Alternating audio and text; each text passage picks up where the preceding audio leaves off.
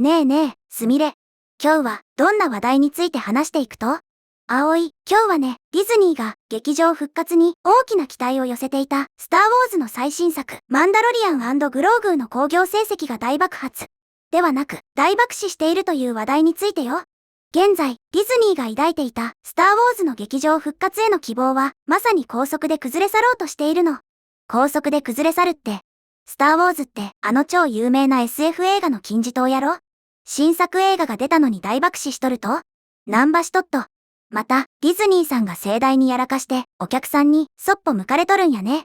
今日は、新作、マンダロリアン&グローグーが、どれだけ深刻な興行的打撃を受けているのか。そして、なぜかつての絶対王者だったスターウォーズが観客の関心を失ってしまったのか、について、徹底的に解説していくよ。スターウォーズが映画館に帰ってきたってニュースではちらっと見とったけど、裏ではそんな悲惨なことになっとったんやね。天下のディズニーがどうしてそんなにずっこけたんかめっちゃ気になるばい。しっかり聞かせてもらうけんね。それじゃあ順番に見ていくよ。まず、このマンダロリアン&グローグーなんだけど、前週に公開されていたホラー映画のオブセッションと同じく、ホラー映画のバックルームズっていう作品になんと興行成績で遅れを取ってしまったの。これまでで最も深刻な興行的打撃を受けたと言えるかもしれない状態だよ。は？スターウォーズがホラー映画に負けとると。普通、宇宙でビュンビュン戦う超大作がホラー映画に負けるとかありえんやろ。制作費だって桁違いのはずやのに相手にならんかったってこと？どんだけ人気ないんよ。興行収入アナリストのルイス・フェルナンド氏が共有した業界の追跡データによるとね、この映画は公開初日の22日からなんと約 80.8% も急落してしまったの。これはディズニー時代のスターウォーズ映画としては史上最大となる22日から29日までの興行収入の減少率を記録したということなの。80.8% 急落？ちょっと待って、それって100人おったお客さんが次の週にはたったの19人しか来んくなったってことやろ？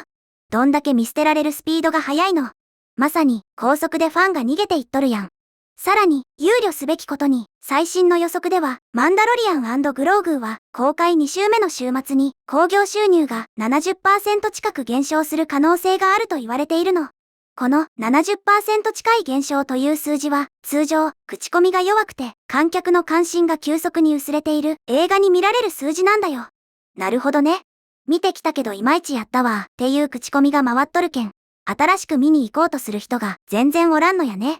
スターウォーズブランドで最初だけドカンと売れたけど中身が伴ってないけん。すぐバレたんやろね。ディズニーとしてはこの映画でスターウォーズを再び大ヒット作の頂点に返り咲かせると期待していたの。でも数字は全く異なる状況を示しているよ。最初の兆候は先週の初めにマンダロリアン&グローグーが興行収入1位の座を予想外のホラー映画オブセッションに譲った時に現れたの。予想外のホラー映画にトップの座をあっさり奪われるとか恥ずかしくてライトセーバーも不連敗。ジェダイの騎士も泣いとるよ、本当に。そして事態はさらに悪化したの。28日までにディズニーの最新スターウォーズ映画はオブセッションと新作のバックルームズに次ぐ3位にまで順位を落としてしまったんだよ。そして29日の推定ではこの映画はディズニー時代に公開されたスターウォーズ作品の中で前週比で最大の興行収入の落ち込みを記録したとされているの。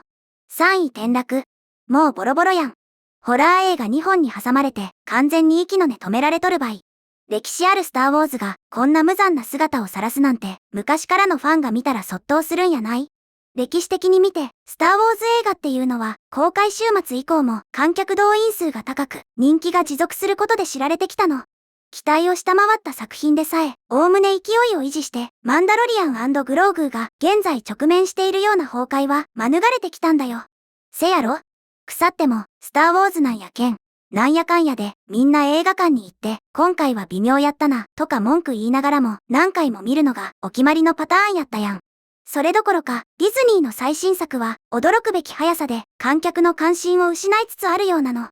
残念な結果に終わった2週目の週末はすでに問題の多い最初の週末に続くものだったんだよ。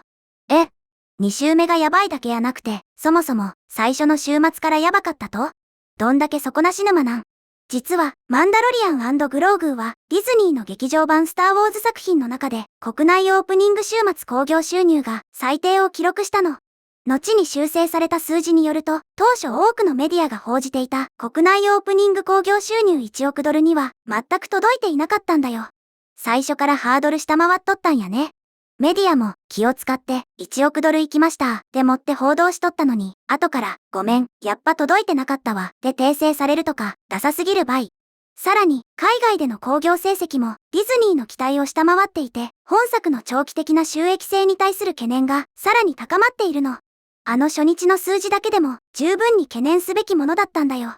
海外でも受けてないんやね。頼みの綱の外国のファンにも見放されたら、いよいよ赤字確定やん。2週目の週末に 70% もの減少が見込まれるとすれば、それははるかに深刻な問題を示唆しているの。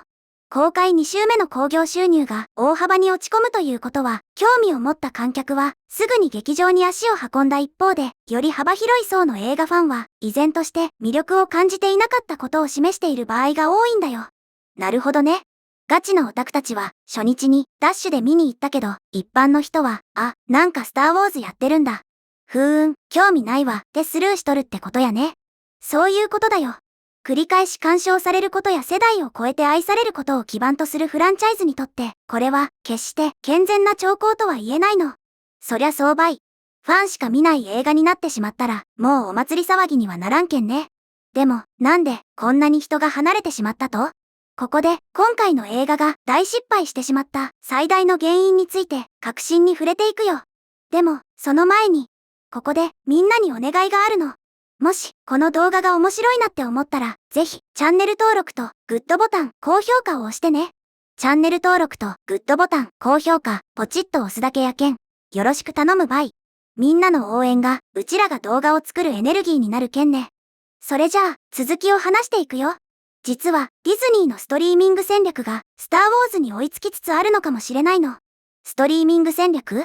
てことは、動画配信サービスのこと？ディズニープラスとか？その通りだよ。ルーカスフィルムにますます重くのしかかっている疑問の一つは、ディズニーが長年にわたり視聴者をスターウォーズをストリーミングコンテンツとして消費するように仕向けすぎたのではないかという点なの。どういうこと？映画館じゃなくて家で見てねで宣伝しすぎたってこと？これまでの劇場公開作品とは異なって、今回のマンダロリアン&グローグーは、もともとディズニープラスのシリーズとして制作されたものなの。ファンは長年にわたり自宅のリビングルームで主人公のディン・ジャリンと相棒のグローグーの活躍を見守ってきたんだよ。ああ、なるほど。ずっとドラマでやっとったやつの続きというか映画版ってことね。ディズニーがこの二人が主演する劇場映画を発表した時、観客はこぞって映画館に足を運ぶだろうと予想されていたの。でも、興行成績を見る限り、その想定は楽観的すぎたかもしれないんだよ。いやいや、当たり前やろ。ずっと家で寝転がって見とったものを、なんでわざわざ高いお金払って、人混みかき分けて映画館まで見に行かないかんと？ここで、今回の騒動に対するネットユーザーからのリアルな反応をいくつか紹介すると、長年ディズニープラスでドラマとして見てたから、今更映画館に2000円払っていく気にならない。どうせ数ヶ月待てばディズニープラスで見放題になるんでしょ？なら家で待つわ。スターウォーズはもう映画の特別感がなくなった。完全にドラマの延長にしか見えない。映画館に行くなら家で見られないホラー映画のオブセッションを選ぶといったように厳しい声がたくさん上がっているの。ほら見ろ。視聴者はバカやないんよ。ディズニー自身がディズニープラスに入れば全部見れますよってやってきたのに、急に、はい、今回は映画館で特別料金払ってねって言われても、はぁ？ってなるに決まっとるばい。自分で自分の首を絞めとるやん。長年にわたり主要なスターウォーズ作品がディズニープラスで配信されると加入者に伝えてきたにもかかわらず、同じ加入者に高額な料金を支払わせることは予想以上に難しいようなの。完全な戦略ミスやね。サブスクで安売りしすぎてブランドの価値を自分たちで落としてしまったんや。そりゃあ待てばただ同然って思われとるのに誰が劇場に行くねんって話ばい。おそらくこの映画の興行成績で最も問題なのは、それがフランチャイズの現状について何を物語っているかということなの。かつてはスターウォーズが興行収入の話題を独占していた時代があったんだよ。昔はそうやったね。ニュースでも新作公開で徹夜の行列ができましたとか大騒ぎしとった記憶があるばい。競合スタジオはスターウォーズとの同時公開を徹底的に避け、ファンは何度も劇場に足を運び、新作公開は一大文化イベントとなっていたの。他の映画会社がスター・ウォーズと被ったら勝ち目がないから逃げろで公開日をずらしまくっとったんやね。王者の風格半端ないやん。でも、今のディズニーの最新作、スター・ウォーズは、ホラー映画が注目を集める中で、ディズニー時代のフランチャイズ作品史上、2週目の興行収入の落ち込みとしては、最悪の部類に入るかもしれない状況に陥っているの。昔は、みんなが逃げ出しとった絶対王者が、今ではホラー映画にボコボコにされて、お客さんにも見捨てられとる。栄枯盛衰とはこのことやね。悲しいけど、自業自得としか言いようがないばい。最終的な週末の数字、興行成績によって、マンダロリアン&グローグーが、記録上、どの位置にランクインするかが決まるだろうね。しかし、これは、ディズニーが期待していたような、華々しい劇場復帰とはならなかったの。華々しいどころか、泥まみれの退場になりそうやね。その代わりに、マンダロリアン&グローグーは、ルーカスフィルムが、かつて、スター・ウォーズが享受していた、興行収入の優位性を再び取り戻すことが、いかに困難になっているかを示す、新たな事例になりつつあるの。一回落ちたブランドの信用と特別感を取り戻すのは、フォースの力を使っても無理ってことやね。ディズニーも反省して、商売のやり方を根本から見直さないかん、時期が来とるばい。